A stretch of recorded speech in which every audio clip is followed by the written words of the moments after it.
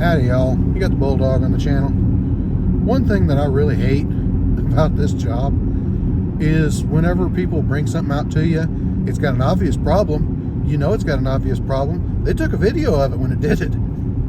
And you bring it out here, you got the computer hooked to it, you got the code that it was showing, and it says, I'm fine, there's nothing wrong with me. No need to look any deeper. There's nothing wrong. Absolutely nothing wrong. There is the left front wheel speed sensor. It had an erratic signal code, and it happened to her going down the interstate with the cruise control set. So one would think you could get it to do it again. They had to unhook the battery for another reason. So the code should have disappeared, but it didn't. It was still there. Hard turns right and left, and it doesn't drop out. I'm going to take the curvy road home, and we'll see what I find.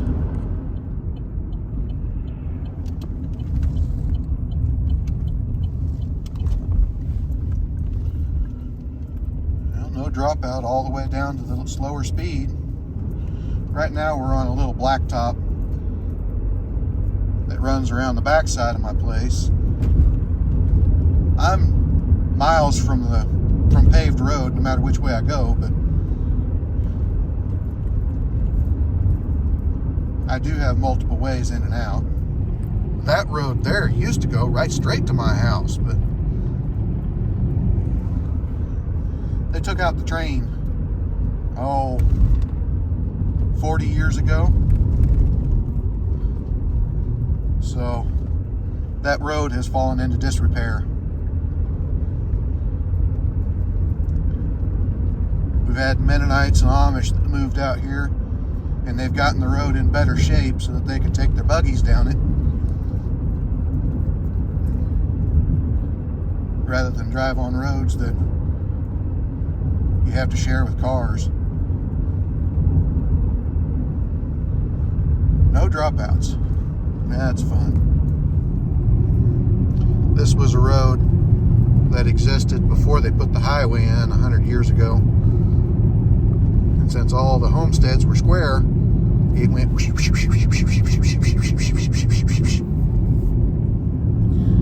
It's really nice to take a test drive on because you work out a little bit.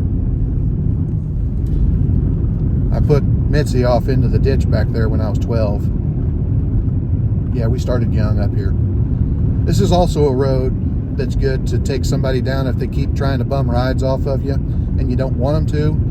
You take them down this road at a good clip and they don't ever ask you to get in your vehicle ever again.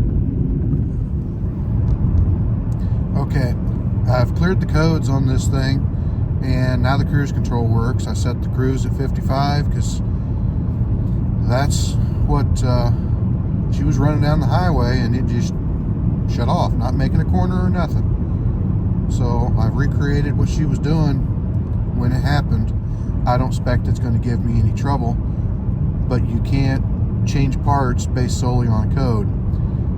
Now, if I had a code and I picked up that wheel and it wiggled, then I'd be replacing that wheel hub. But we can't do that simply on an erratic signal code because it could be a wire, it could be the computer, it could be a number of things. And especially since we've got a single failure of unknown origin. Now it has a problem up there in the cooling fans where they turn on and won't shut off occasionally. I pulled the fuse box up last night and looked underneath of it. That's where mice like to build. There's a little cavity underneath the wires so that you have room underneath there. Not much room, but enough room that a mouse will crawl in there and start chewing his way around, making room for his family. And I don't see any evidence that mice have ever been in there. We are really looking at the mouse issue because there's a bunch of mouse poison on top of the transmission. This is a recent purchase, about a few months ago. He did notice the mouse poison on top of the transmission. So he had wondered about that first thing, but I don't know. Last night I actuated the fans on and off, all the relays, and everything worked as it should. So I don't know what we're going to do. I'm just going to turn around, drive it back to town, and then back to my place. If it has not given trouble yet, I'm going to have to give it up for now. Now, fast forward a couple weeks, and we finally figured this out. I'm going to talk to the customer here, and I'm going to explain in detail what we got.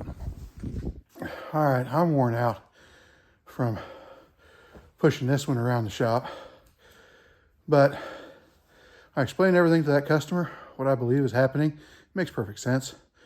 That car has a bad thermostat on it, and sometimes the thermostat sticks open and the engine won't warm up.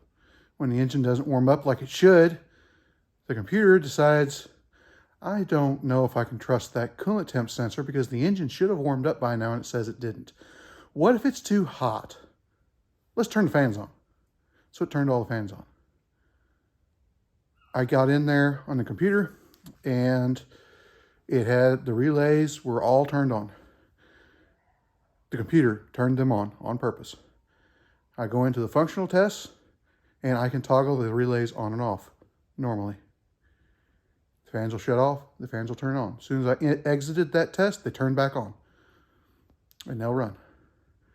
I go back into the code system, cleared the codes out of it, and they shut off.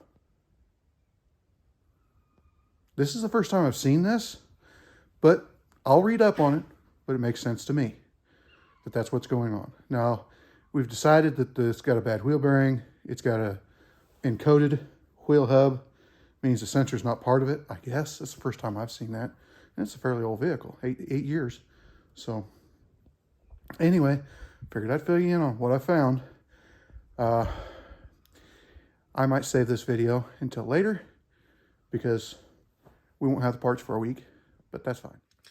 Okay, look at that there. Thermostat's coming apart. If that thing folds up and gets between there, that's going to hang the thing open, and then sometimes it'll pop up like it is now and close completely. That's enough to set that code. All right, we got the new assembly in there. It's aluminum. Stock is aluminum also, of course, you saw. But you got two hoses back here. This one is a heater. That one's the other heater. And this one here runs over to the bottle. And the radiator hose down there. To get to that, it's a little bit involved, but not too bad. Everything comes apart pretty good. The battery sits right here with the computer on top. So you got to pull the battery out and the battery box and everything. But once you do that, you have decent access to it.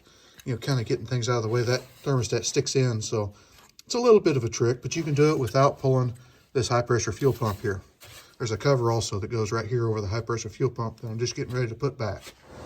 Okay, cover goes there. Battery box reinstalled, bolt here, three underneath the battery.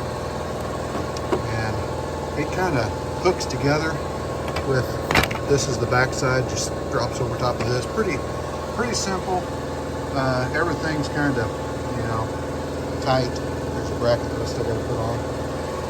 But like I say, it's something you can do in your driveway.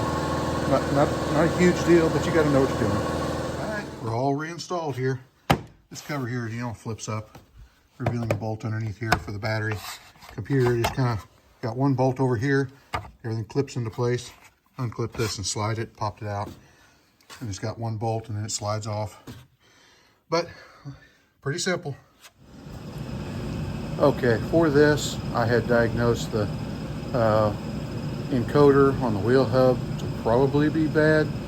I never got down to pinpoint test anything, but the customer went ahead and got a wheel bearing, which has encoder in it, and put it in himself. It wasn't intermittent, very intermittent, but the light popped back on as soon as it moved. So he said, I put a lot of never sees on that, so I wonder if that caused it. Well, it shouldn't cause it, you know, put it around the areas that stick. And he says, no, I got it up pretty good. Okay, well, I'm going to disassemble it and see if that is indeed what happened. All right, I just sent a picture to the customer with what I found. I think he forgot to do something. I'm going to swap out the hole and make sure there's not a bunch of never sees in there. You know, find a bolt, put it back in. We'll clear out the codes, test drive it. Okay, we haven't left the gravel yet, but so far we got good signal out of that wheel speed sensor. All right, highway speed, no dropouts, we're looking good. There we go. There's a crack right there. Okay, I'm headed to pick up the customer right now. Signal looks good, no dropouts. I'm not going to charge him for that part of it because he overpaid me for the diagnostic last week. So we're just not going to charge him for that part of it. I sent him a picture of it and he says, I ruined it, didn't I? I let it dangle and ruined it. No, he'd hooked it back out of the way and put the bolt back in the knuckle, so everything was still there. Just put it back in. There was no excessive never sees down in the hole that would interfere with the signal, so we look good. No big deal. Everybody screws up, and the people that do it all the time, we screw up too. And that's how we know these things happen. So like, comment, subscribe, hit your little bell notification, share it all around. We'll talk to you later.